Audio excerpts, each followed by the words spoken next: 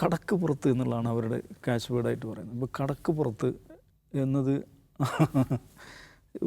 ആ വാക്ക് പറയുമ്പോൾ അത് ഉൽപ്പാദിപ്പിക്കുന്ന പലതരത്തിലുള്ള അർത്ഥത്തിൻ്റെ സമതലങ്ങൾ എന്ന് ഞാൻ പറയും. അർത്ഥത്തിൻ്റെ പല സമതലങ്ങൾ സൃഷ്ടിക്കുന്നുണ്ട്. ആരോടാണ് കടക്ക് പുറത്തെന്ന് പറയുന്നത്?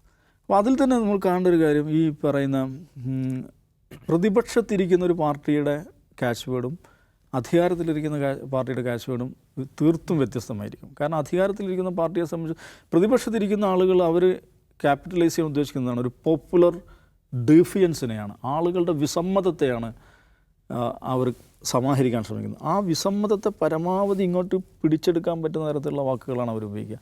ഭരണപക്ഷത്തെ സംബന്ധിച്ചിടത്തോളം എന്താ ചെയ്യേണ്ടത്? സമ്മതിയാണ് അവർക്ക് സമാഹരിക്കേണ്ടത്. ഭരണത്തോടുള്ള സമ്മതി ഉണ്ടെന്ന് വരുത്തുകയും ആ സമ്മതിയെ സമാഹരിക്കുകയും ചെയ്യുക എന്നുള്ളതാണ്. ആ നിലക്ക് ഈ കടക്ക് പുറത്ത് നിന്നുള്ള വാചകം ശരിയല്ല, ഒരു പൊളിറ്റിക്കലി കറക്റ്റ് അല്ല എന്നൊക്കെ പറഞ്ഞ് ചില ആളുകൾ എഴുതുന്നുണ്ട്. അത് എന്താണ്, വേറെ നിലയ്ക്ക് അത് ശരിയായിരിക്കും. പക്ഷേ ഒരു തെരഞ്ഞെടുപ്പ് രാഷ്ട്രീയത്തിൽ വിസമ്മതിയെ സമാഹരിക്കാൻ ശ്രമിക്കുന്ന സന്ദർഭത്തിൽ എനിക്ക് തോന്നുന്നു ഇത് കനകോല് പറഞ്ഞു കൊടുത്താണെങ്കിലും അത് ഗംഭീരമായിട്ടുള്ളൊരു ക്യാച്ച് വേർഡായിട്ടെന്ന് എനിക്ക് തോന്നുന്നത്.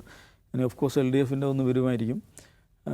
LDFൻ്റെ വന്നില്ലല്ലോ, നിലയ്ക്ക് വന്നില്ല. അല്ലെ ഇനിയിപ്പോൾ ബാലൻ പറഞ്ഞ അത് തന്നെയാണ് ക്യാച്ച് വേർഡെങ്കിൽ ദാറ്റ്സ് ഫൈൻ.